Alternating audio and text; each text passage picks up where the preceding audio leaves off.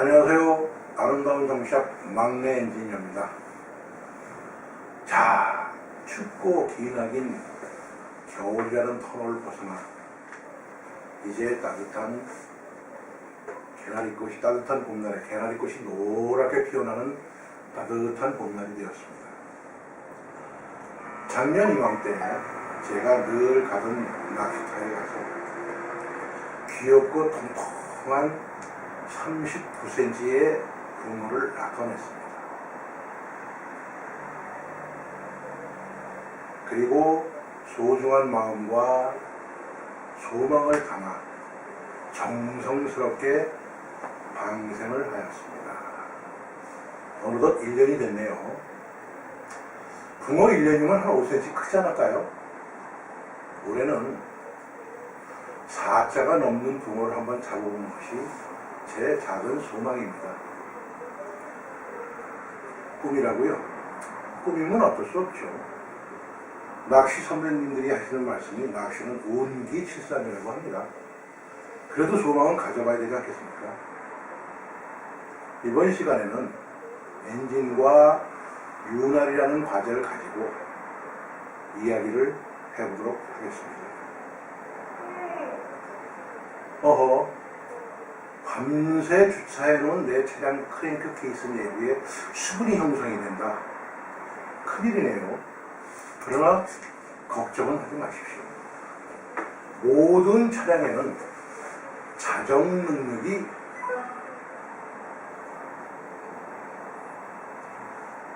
능력이 이루어질 수 있도록 만들어진 것입니다. 연료의 성분과 관계없이 LPG, 디젤, 가솔린 관계없이 엔진 컴퓨터에는 냉간 모드와 온간 모드라는 프로그램이 메모리 되어 있습니다. 여러분들이 낮에 일과를 마치시고 댁에 돌아가셔서 밤새 차량을 주차해 놓는 과정에서 수분 성분이 생성이 되는데, 대체적으로 디젤 개념을 말씀을 드려보면 연소할 때 연소실 온도는 1000에서 1300도 정도 됩니다. 냉각수 온도는 차량에 따라 다소 조금은 차이가 있지만 93, 4도로 보시면 될 겁니다. 엔진 오일의 온도는 평균적으로 100에서 125도, 아주 고열일 때는 150도까지도 느낄 수가 있습니다.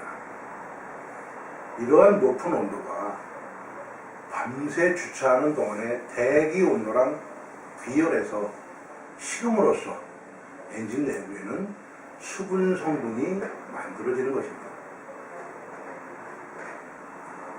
여러분이 아침에 시동을 걸어서 잠시 오일 펌핑 시간이라는 짧은 시간을 가지시고 냉간 모드로서 차량을 출발할 때 천천히 부드럽게 가속해주면서 댁에서 대략 6 내지 7km 정도 가면 계기판에 있는 온도메터는 정상 온도가 됐다라는 높이로 상승할 겁니다. 하지만 실무로 왔을 때 엔진 상 온도와 하 온도는 아직 정상 온도가 되지 않은 키로수를 말씀드릴 수가 있습니다. 그 6, 7km에서 좀 더 22km 정도까지 주행을 해야지만 냉각수 온도가, 정확히 말하면 냉각수 온도 센서가 엔진 컴퓨터에 현재 정상 워밍업 될 때는 입력 신호를 보내주는 것입니다. 그러면 그 정상 워밍업이 되기 전에 엔진 내부에 프로그램 되어 있는 상태로서 냉간시 모드에 알맞는 시동성 및 주행의 안전성을 위하여 농후 상태의 연료를 분사하는 것이고요. 22km를 주행한 후서부터는 역시 냉각수온 센서의 신호에 의하여 엔진 컴퓨터가 현재 주행 상태에 알맞는 최적의 상태로 각종 센서의 신호를 받아서 정확히 현 부하 상태에 아니면 오너의 악셀 페달을 밟는 상태에 알맞는 최적의 연료를 분사하는 것입니다. 이거를 센서 및 기억되어 있는 장치의 연산 제어라고 크게 표현을 하는데요. 이때부터가 운동선수로 말하면 멀리 달리기를 하기 위하여 이제 몸을 풀었구나 라는 시점으로 보시면 되겠습니다. 차량에는 자정 능력이라는 것이 갖추어져 있습니다. 22km 이상 주행 시, 다른 말로 표현하면 엔진이 정상 워밍업 된 후 주행 상태에 알맞는 모든 센서 값의 신호를 받아 맨 마지막으로 산소 센서의 피드백 신호까지 받아 농후함은 약간 시박함은 농후하게 피드백할 수 있는 그런 모드를 우리가 온간 작동 모드라고 말할 수가 있습니다. 여기서 냉각 소온 센서 자체가 정상 워밍업 모드로 돌아온 후 오너가 정속 주행, 엔진 컴퓨터가 최적의 상태로 연산 제어할 수 있는 속도를 보면 정속 주행이라는 개념에 이뤘을 때 110km로 보시면 정확한데 110km로 주행할 수 있는 도로는 우리나라에 많지 않습니다. 많은 테스트 끝에 저희들이 산출한 값이 80km 이하로 내려가면 안 되고 90km, 100km, 110km도 좋습니다. 또 110km가 넘어가면 그 최적의 연산 지연은 될 수가 없습니다. 고객님 어떤 주행 능력에 따라서 80km에 RPM 2000 내지 2100 정도 이런 상태에서 킬로미터 바늘과 RPM 바늘이 멈춰져 있는 상태의 주행을 해주시면 거리수로는 왕복 한 100km 정도 해주시면 엔진의 기계적인 메커니즘에 의하여 흡기 밸브의 맥동이 여러분 자동차에 있는 로코 커버, 쉬운 말로 말하면 엔진의 잠바 커버죠. 그 부위에는 일명 세퍼레이터 또는 스펙 명으로는 PCV 밸브라는 게 있습니다. 무엇을 하는 밸브인가? 주행 상태일 때의 엔진 내부에 생성될 수 있는 모든 이물질과 가스 성분을 흡배기 맥동이 좋은 정속 주행할 수 있는 그런 모드에 이르려면은 엔진의 흡기 맥동에 의하여 터보차지에서 에어클리너에서 터보차지 쪽으로 연결되는 고무호스 쪽에 다시 흡기 라인으로 제공할 수 있는 호스가 있는데 그곳을 통하여 가스가 연소실로 흡입돼요. 연소된 후 배기로 배출되는 것입니다. 그러면은 엔진 내부에는 이렇게 청소가 되니까 깨끗하게 가스나 이물질이 없느냐? 아닙니다. 주행하는 상태 내내 항상 생성될 수 있는 것이 가스입니다. 이물질입니다. 산성입니다. 미연, 탄화수소 등등등등 많은 가스 성분들이 생성되고 있는 중입니다. 하지만 고객 여러분들께서 일반 주행 시 짧은 주행이라든가 섰다 갔다를 반복하는 주행일 때는 조금 전에 말씀드렸다시피 자기 청정 능력을 발휘할 수 있는 모드를 진입하지 못하는 것입니다. 더 쉬운 말로 표현해드리면 엔진 자체가 정상 워밍업 된 후 80km에 2100rpm 정도, 2000rpm 정도의 고정 계기판에서 보시면 되겠죠. 그 속도로 왕복 100km 정도를 주행하시면 자정 능력에 의하여 모든 가스가 다시 연소실로 흡입되어 연소되어 배기로 나가는 것을 우리가 자정 능력 또는 정비용으로는 자기 청정 구간이라고 말할 수가 있는 겁니다. 여러분이 타시는 모든 엔진에 기계적인 메커니즘에 형성되어 있는 마찰 및 속동 부분은 표면을 아주 잘 다듬어 놓았다 치더라도 우리가 정밀한 기구로 관찰을 하면 그 다듬어놓은 표면이 요철 형태를 볼 수 있습니다.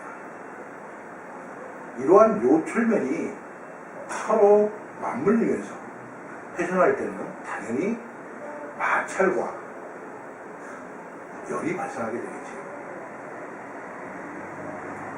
거기에 높은 압력까지 가해지면 요철의 뾰족한 부분들은 압력을 이겨내지 못하기 때문에 적정의 윤활유를 사용하여 직접적인 접촉을 피하고 마찰을 적게 하고 열 변형이나 마모되는 것을 방지하며 엔진의 동력 소비를 적게 하고 그럼으로써 엔진의 효율을 높게 표출하기 위하여 윤활을 하는 것이 기계공학에서는 원칙으로 말할 수 있습니다. 그러면 여러분이 생각하시는 엔진 오일의 점도 지수 다 좋습니다. 우선 먼저 아셔야 될 게 윤활유는 윤활유로서의 자기 기능이 있습니다. 또 그 기능을 만들어낼 수 있는 정제 방법이 있고요. 몇 가지만 제가 간추려 말씀을 드릴 것 같으면 우리가 일단은 금속 간의 마찰을 부드럽게 윤활할 수 있는 개념으로 이끄는 감마작용이라는 그런 기능이 있습니다. 엔진 오일 안에. 또 한 가지, 냉각되는 면에서 볼 때는 마찰면에 발생한 열을 오일 성분 자체가 유성, 흐름으로써 방열시킬 수 있는 우리가 냉각작용을 오일의 기능에서 하고 있습니다. 또한 섭동 부위의 어떤 접촉면에 집중적인 하중 및 또는 물림을 방지하기 위하여 오일 자체의 윤활막을 형성하여 하중을 분산 완화할 수 있는 응력 분산 작용이라는 게 있습니다. 실린더 내에 연소가스가 누설되지 않게끔 또는 물이나 먼지 등이 침입하지 않게끔 작용하는 밀봉작용이라는 성분도 있습니다. 또 한 가지, 공기, 물 또는 부식가스 등에 의하여 윤활면이 산화되지 않게 하는 것을 우리가 방청작용이라고 합니다. 맨 마지막에 연소에 의한 탄화, 마모된 금속 조각 등 윤활 부분 등의 불순물 등을 분산시켜 깨끗하게 해줄 수 있는 청정 분산 작용이라는 게 있습니다. 여기까지가 여러분들이 잘 생각하지 않는 부분으로서 윤활유가 할 수 있는 자기 스스로의 기능이라고 제가 말씀드릴 수가 있고요. 윤활유가 자기 기능을 하기 위해서 우선 먼저 차후에 말씀을 드리겠지만 주시해 주셔야 될 부분이 엔진 내부에서 발생될 수 있는 모든 가스나 수분 성분들을 고객 여러분들께서의 운전 상태, 주행 상태에 따라 방출시키는 겁니다. 우리가 원유로부터 분리된 기유, 일반 오일을 기유라고 그러죠. 기유 자체만으로는 아무리 정제를 잘했다 치더라도 고도로 정밀해야 하는 요새 발전될 수 있는 엔진 상태의 요구사항을 모두 만족시킬 수는 없으므로 여기에는 각종 첨가제가 첨가되어 윤활의 성능을 강화시키고 있는 것입니다. 첫째는 오일로서의 기능이 있고 두 번째서는 차량에 따라서 첨가제 성분을 가감하여 윤활 성분을 크게 강화시키면 뭐하겠습니까?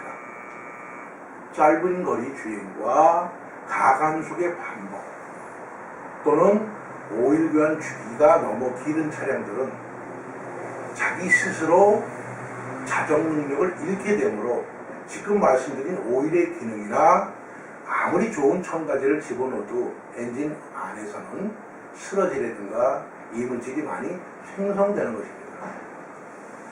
그런 모든 문제 때문에 엔진 자체 윤활유에 포함되어 있는 첨가제는 일단 제일 먼저 산화 방지제라는 게 있습니다. 엔진 내부의 금속의 모든 부분이 공기 중의 산소와 접촉함에 있어서 산화되는 것을 방지하고 슬러지의 생성을 억제하게 되는 것이죠. 슬러지의 생성을 억제하게 됩니다. 또 한 가지는 산화에 의하여 섭동 부위에 붙어있는 슬러지나 카본을 녹여서 윤활유 중에 미세한 입자로 분산시킴으로써 엔진 내부를 깨끗하게 해줍니다. 이걸 청정 분산제라고 하죠. 또한 엔진의 섭동 부위에 유막을 이루어 유막이 끊기지 않게 하고 마찰 개수를 적게 해줍니다. 이거는 오일이 주로 흐르는 개념을 우리가 유성이라고 하는데 유성 향상제라는 첨가제도 엔진이 들어갑니다. 금속의 피막을 이루어 공기, 수분, 생성 가스 등의 접촉을 방지해주는 방충제라는 첨가제도 있습니다. 또 같은 섭동 부위나 마찰 개수, 중화중이 걸리는 부위에 유막이 파괴되면 금속 간에 접촉이 생기는데 그것을 막아줄 수 있는 극악제라는 첨가제가 들어갑니다. 제일 중요하면서도 여러분이 가장 많이 알고 계실 엔진 오일의 점도 지수를 높여서 온도 변화에 따른 점도의 변화 비율을 낮게 해준다는 점도 지수 향상제라는 첨가제도 있습니다. 그리고 냉간 시동일 때, 저온 시동일 때 왁스 성분의 생성을 억제시키는 그다음에 유동성을 높여줄 수 있는 유동 강화제라는 첨가제도 있습니다. 그 다음에 제일 쉬운 오래 노후된 엔진에서 오일 자체가 땅바닥으로 뚝뚝 떨어지면 저게 엔진 오일인지 부동액인지를 간파할 수 있는 착색제, 이거를 첨가제에 가미하고 있습니다. 여기서 드리고 싶은 얘기는 산화방지제, 청정분산제, 유성향상제 이 자체가 중요한 게 아니라 이거는 엔진에 주입하기 전에 엔진 상태라든가 계기적인 시스템에 따라서 오일의 점도 및 점성이 구분돼서 유지를 하는 것이지만 실질적으로 이거를 관리하고 자정 능력에 돌입하게 만들 수 있는 것은 여러분의 주행 상태입니다. 아무리 혼합기가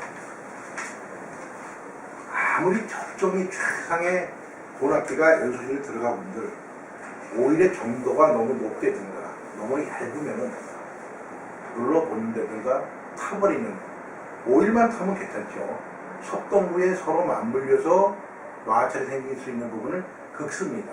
우리가 스크래치라고 그랬죠. 그런 거를 여러분들이 미연에 방지해 주시는 거는 맨 서두에 말씀드린 것처럼 엔진의 자정 능력, 주행 상태에 이루어질 수 있는 자기 청정 구간을 꼭 머릿속에 입력해 주셨으면 합니다. 또 한 가지, 여러분들께서는 아침 시동 후 어느 정도 시간이 지난 후에 출발하시는지요? 제가 이 말씀을 드리는 것은 로밍업을 하십시오라는 얘기가 아닙니다. 여러분이 아시는 예를 들어서 OW30이다라는 O는 전점도입니다. 사실은 혹한기나 추울 때의 점도를 말씀드리는 건데, 밤새 따뜻해져 있던 엔진이 대기 온도로 식을 때 같은 맥락에서 엔진 오일은 오일팬 쪽으로 모여 기다리는 겁니다. 여러분들께서 아침에 시동을 걸고 부릉 하면 오일 펌프의 펌핑이 시작을 하여 잠깐의 시간이 흐른 뒤에 각 라인에 오일이 차는 형식으로 엔진을 만들어져 있습니다. 그런데 키를 넣자마자 바로 출발하신다. 그러면 어느 부위는 오일이 묻어있고 어느 부위는 묻지 않은 상태로 여러분을 주행하시면서, 그것도 서행 주행을 하는 게 아니라 급주행 및 가감속 반복 주행을 하다 보면 여지까지 제가 말씀드리는 오일의 기능이라든가 첨가제의 효과가 전혀 없습니다. 오히려 마모 마찰이 생기면서 이물질, 슬러지, 금속가루, 그 다음에 산성 성분의 이물질이 만들어지는 것입니다. 메이커에서 자동차를 개발을 할 때는 그 차의 시스템 재원에 따라서 오일의 등급이 정해집니다. 그래서 잠깐 여기서 제가 피력해 드릴 부분이 윤활유에는 점도라는 개념이 있고 점도를 유지시킬 수 있는 지수라는 게 있습니다. 점도 지수. 어려운 얘기가 아닌데요. 일단 윤활유의 점도란 쉽게 표현하면 이렇게 만져보면 끈적끈적할 수 있는 개념 자체를 우리가 외면적인 점도라고 말씀을 드릴 수가 있습니다. 실차에서 점도가 너무 높으면 한국말로 표현해서 되면은 마찰 부분 자체의 저항이 높아지기 때문에 실질적으로 속도 부위는 잘 부르기가 힘듭니다. 그래서 마찰 저항이 커지고 동력의 손실이 오죠. 엔진에서 어떤 정도의 출력을 만들어도 오일 저항 때문에 그 출력을 뺏어간다는 얘기입니다. 또 한 가지 유막이 파괴되고요. 섭동 구동 부위의 윤활 및 마모 감수량이 원활하지 못하게 되는 겁니다. 차량을 사셔서 보통 1년, 2년 사이는 그냥 씻고 닦고 이 오일도 갈고 저 오일도 갈고 많은 액션들이 있습니다. 하지만 한 2, 3년 지나고 나면은 그 정성이 조금 떨어지시죠. 근데 차량이라는 기계적인 시스템은 그때부터 소음이 발생하기 시작하는 겁니다. 그 소음 중에 가장 우선이 뭐냐? 엔진 오일의 관리를 말씀드릴 수가 있습니다. 지금처럼 오일이 가지고 있는 기능, 오일이 성분이 윤활로서 최고가 될 수 있는 첨가제, 이 모든 것이 다 갖춰져 있으면 뭐하겠습니까?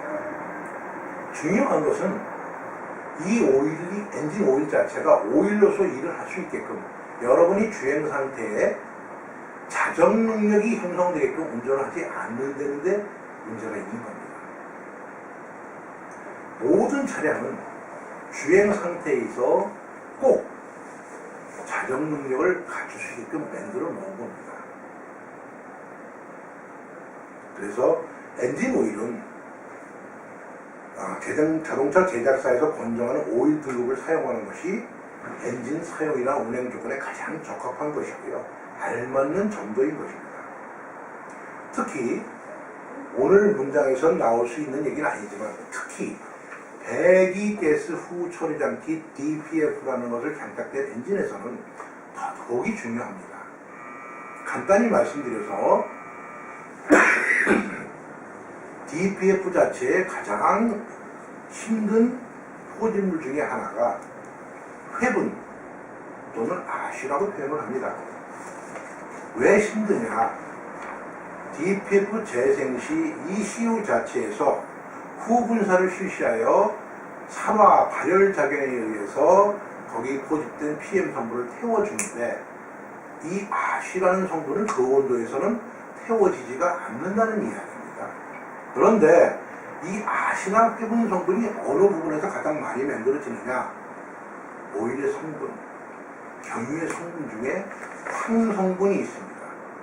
황성분이 있기 때문에 이게 연소되는 과정에서 아쉬가 더 많이 만들어지는 것이며 또 다른 방향으로 보면은 엔진 자체가 정상으로 작동될 때는 큰 문제가 안 되지만 어느 한 부분에 문제가 있어서 주행 상태라든가 뭐 경고등이 들어온다든가 여러분들이 차량을 운행하실 때 불편한 점이 있을 때는 바로 불안전 연소가 되는 거기 때문에 포집되는 양이 정상보다 많게 되겠습니다.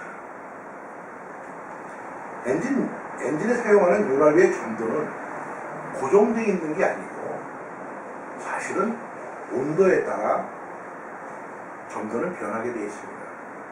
쉽게 표현해 드리면 엔진 온도가 올라가면 끈적끈적한 점도는 묽어지고 온도가 내려가면 묽어졌던 점도는 돼진다는 그 개념 자체를 우리가 점도 지수라고 말할 수가 있습니다. 하지만 온도 변화에 대해서 점도 변화가 작은 오일을 점도 지수가 높다고 하고 그런 윤활유는 가장 좋은 윤활유라고 표시할 수가 있습니다. 여기서 점도란 다시 표현해 드리면 오일 유동을 시킬 때 엔진 오일이 흐를 때 발생하는 오일의 내부 저항이에요. 이미 점도는 정해져 있기 때문에 그 내부장을 방해할 수 있는 건 다른 데서 오는 거겠죠. 수분이 생성된다든가 연소 생성 가스물이라든가 이런 데서 그걸 방해할 수 있는 요소가 발생하는 겁니다. 그 다음에 똑같은 개념에서 점도 지수 좋습니다. 하지만 이 점도 오일이 잘 흐를 수 있고 윤활막에 형성될 수 있게끔 만드는 걸 우리가 유성이라는 겁니다. 이 유성 또한 윤활막을 형성한다는 개념으로 볼 수 있는데 오일에 섞여 있는 물질에 따라서 또는 불안연소된 가스에 따라서 수분에 따라서 유성이라는 자체가 윤활막을 파괴할 수 있는 그런 상황까지 돌입합니다. 여러분들 스스로는 터보 차량 그러면은 차가 잘 나가는 차, 쌩쌩 나가는 차 이렇게 생각하시죠? 제가 오랫동안 자동차를 공부한 개념에서 볼 때 터보 차량은 자동차가 잘 나간다는 것보다는 엔진의 출력을 중후하게 만들 수 있다는 개념이고, 터보가 있고 없는 차량의 차이는 엔진의 힘에서 약 15%나 20% 정도 차이가 있는 것인데, 터보 차량의 악셀 페달의 작동은 차량이 나가는 것을 감을 잡은 진행성으로 악셀 페달을 밟아 주셔야지만 흡기 밸브와 배기 밸브의 맥동이 좋아지면서, 흡배기 맥동이 좋아지면서 터보로서의 자기 역할을 부드럽게 진행할 수 있는 겁니다. 그런데 여러분께서는 차를 타시면 밟고 보시지 않습니까? 좀 전에도 말씀을 드렸지만 냉간 시동을 딱 걸었을 때 오일 펌핑 라인에서 각 갤러리로, 각 부위로 오일을 보내는 시간을 간과하지 않으시고 그냥 출발하신다는 얘기죠. 그럼 좀 과하게 표현을 하면은 금속과 금속이 윤활유에 떠서 회전하는 것이 아니라 닿아서 마찰열을 일으킬 수 있는 그런 운행이란 말입니다. 아주 자그마한 거지만은 윤활유의 기능과 윤활유의 향상과 엔진의 조화와 고객 여러분들의 운전 습관에 따라서 자정 능력이 있다 없다에 따라서 여러분들의 잠박 카바에 있는 오일 필러캡을 열어보면 색깔이 갈색으로 많이 변해 있거나 검은색으로 많이 변해 있는 차량들은 오일 관리가 잘 되지 않거나 운행 상태에 운전 습관이 좋지 않거나 하는 그런 표시입니다. 점도가 아무리 좋고 점성이 아무리 좋으면 뭐하겠습니까? 점도와 점도지수, 점성이 다 좋은, 거기다가 삼각함수로서 오너분들의 차량 관리가 스스로 정비하는 개념으로 이루어져야 된다는 얘기입니다. 엔진 오일 교환이라든가 점검 정비는 엔지니어가 합니다. 그 점검 정비가 된 차량의 관리는 오너가 하시는 겁니다. 간과하지 마시고 냉간 시동 시, 그 다음에 내 차가 얼마나 주행하면 워밍업이 되는 건지, 그 워밍업이 마친 차량에 오랫동안 짧은 거리를 주행했기 때문에 오늘은 좀 시원하게 자정 능력을 만들어 줘보자, 이런 개념들이 어느 분이나 머릿속에 있어야 될 것입니다.